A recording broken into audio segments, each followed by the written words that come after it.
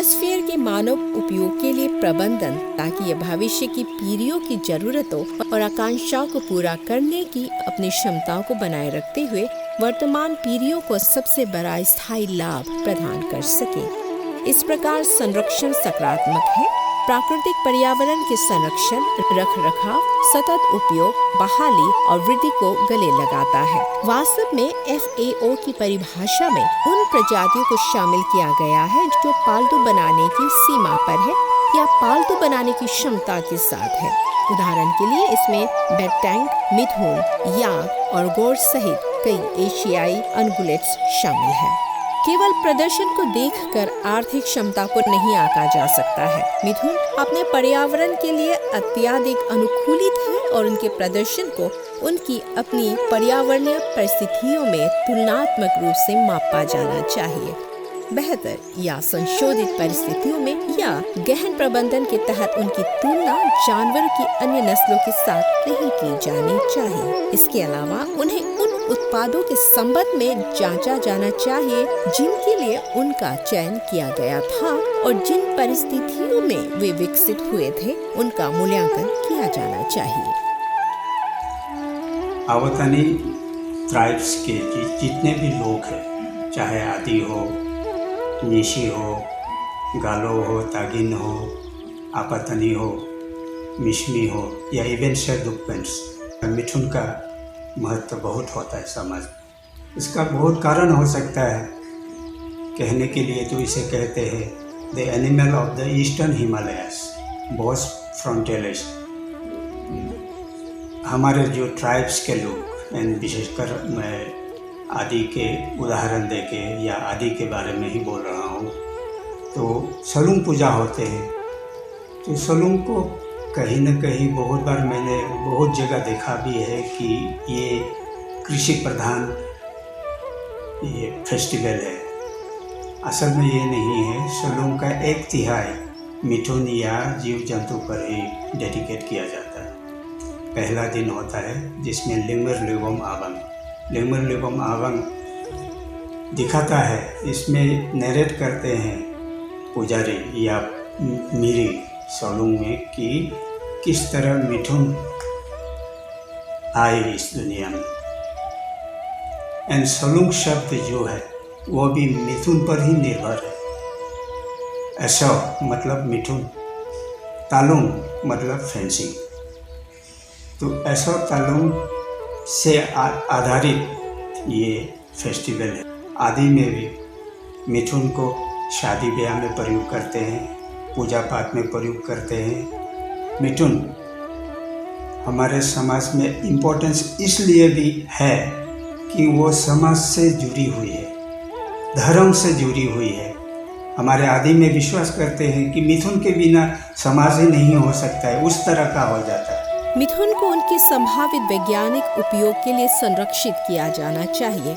इसमें नियंत्रण आबादी के रूप में संरक्षण स्टॉक का उपयोग शामिल हो सकता है, ताकि चयनित स्टॉक के आनुवंशिक मैकअप और उत्पादन विशेषताओं में प्रगति और परिवर्तनों की निगरानी और पहचान की जा सके। मिथुन पर राष्ट्रीय अनुसंधान केंद्र अध्ययन में शरीर विज्ञान, पोषण और प्रजनन शामिल है। शारीरिक और आनुवंशिक स्तर पर जलवायु सहिष्णुता के लिए भी अध्ययन आवश्यक है।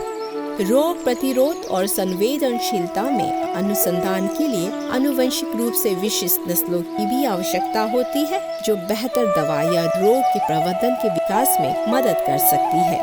यह प्राकृतिक बीमारी या परजीवी नियंत्रण में शामिल विशिष्ट जीनों की पहचान करने में मदद कर सकता है। कुछ आबादी को अन्य प्रजातियों में अनुसंधान मॉडल के रूप में भी इस्तेमाल किया जा सकता है।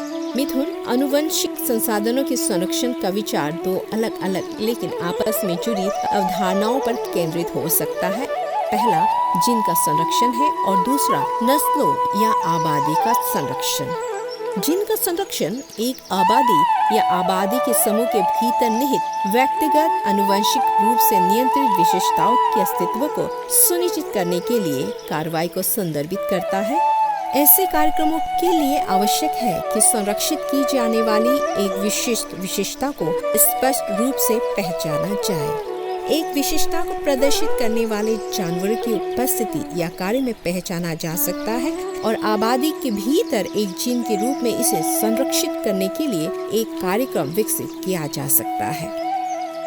जनजातीय समाजों के सामाजिक, संस्कृति और आर्थिक जीवन में मिथुन के महत्वपूर्ण और आवश्यक के रूप में अरुणाचल सरकार ने अरुणाचल प्रदेश के विभिन्न जिलों में कई मिथुन प्रजनन फार्म स्थापित किए हैं। मिथुन और जर्सी क्रॉस ब्रीडिंग फार्म की तरह अरुणाचल प्रदेश में पश्चिम सियांग जिले के कामकी गांव में आलो शहर से 25 किलोमीटर दूर स्थित है। अरुणाचल प्रदेश की जनजातियों के सामाजिक आर्थिक जीवन में मिथुन बॉस फ्रॉन्टलिस को एक पवित्र अर्ध पालतू जानवर माना जाता है। आदि अपतानी, निशी, गालो, तागिन, इदुमिश्मी आदि जैसे कई गतिशील और जीवन स्वदेशी समुदाय हैं। वे समृद्ध संस्कृति और परंपरा के साथ अपने कई त्योहारों के लिए जाने जाते हैं। हर त्योहार पालतू पशुओं की बलि से जुड़ा होता है। त्योहार लोगों की सामाजिक सांस्कृतिक पहचान की आत्मा और सार है। प्रत्येक त्योहारों, सांस्कृतिक मिलन, सामाजिक मेलजोल आदि में मिथुन की बलि दी जाती है।